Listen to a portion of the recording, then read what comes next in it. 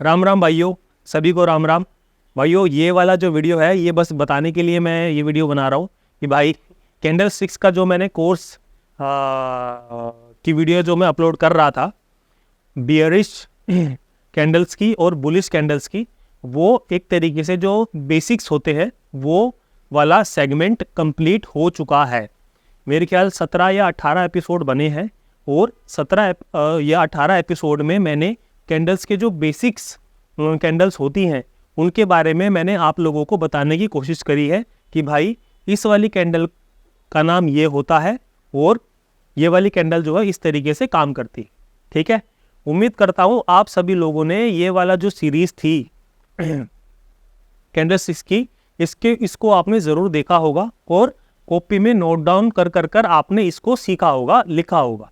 ठीक, अब क्वेश्चन ये आता है कि भाई हम कॉपी में कैसे नोट डाउन करें या कैसे हम अपनी स्किल्स को और शार्प करें जिससे हमें चीज़ें बहुत जल्दी समझ में आ जाए और हमारा मार्केट में कम से कम लॉस हो। क्योंकि हम एक तो बिगिनर होते हैं, हम लोगों को पता नहीं होता है कि भाइयों क्या चीज़ें हमारे फेवर में काम करेगी और क्या चीज़ें हमारे अगेंस्ट में काम करेगी। तो उसके लिए भाई देखो, मैं और किसी के बारे में तो नहीं बता सकता कि और कोई इंसान कैसे चीज़ों को देखता है, समझता है या उन चीज़ों को देखने समझने के बाद कैसे अपनी ट्रेडिंग में उसको अप्लाई करता है। तो भाई मैं अपने बारे में बता सकता हूँ। तो अपने बारे में बताने के लिए मेरे पास कुछ ये कॉपियाँ रखी हुई हैं जो मैंने अपनी बनवाई थी बहुत टाइम पहले। ठीक, ये वाली कॉपियाँ मैं अपने लिए यूज़ करता हूँ कोई भी चीज़ को लेकर कि कब मेरे को कौन से इंडेक्स में क्या चीज़ दिखी, किस वजह से मेरा लॉस हुआ, किस वजह से मेरा प्रॉफिट हुआ, ये सारी चीज़ें मैं इसमें नोट डाउन करता हूँ। तो देखो भाइयों, मैं अपने बारे में आपको बता सकता हूँ कि मैं कैसे काम करता हूँ, मैं कैसे नोट डाउन करके रखता हूँ, वही चीज़ मैं अपनी आपके साथ शेयर कर रहा हूँ। तो ये एक कॉपी है जो मैंने बनवाई थी।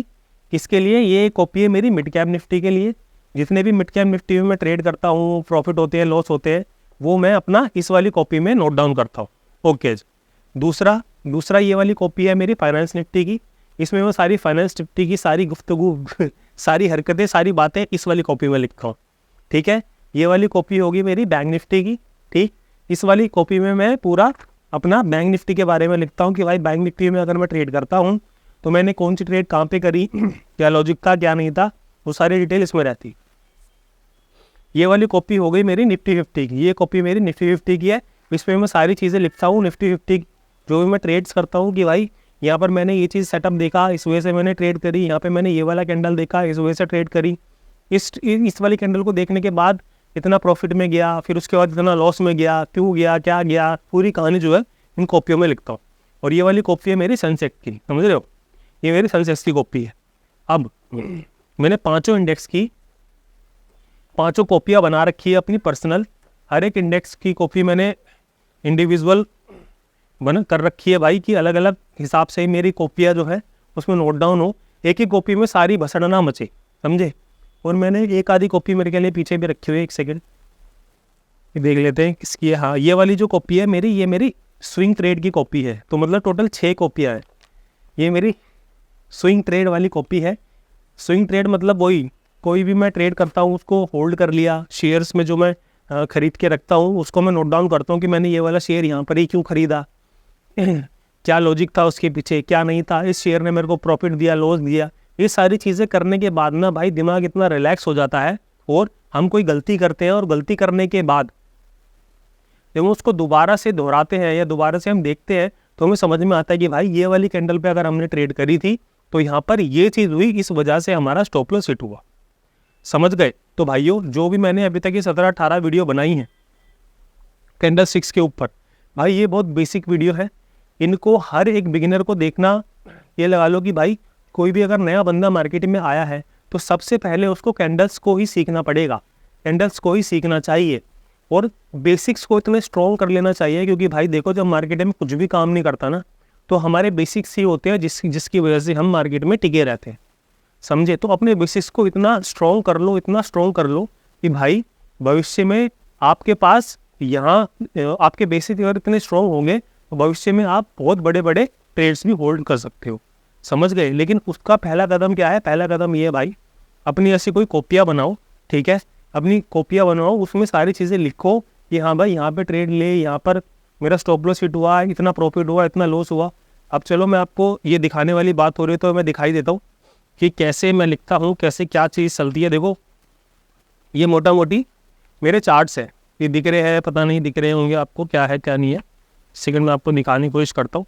ये देखो मैं ऐसे लिखता हूँ, सबके लिखने का तरीका ना थोड़ा अलग होता है, पता नहीं ये दिख रहा होगा नहीं दिख रहा होगा।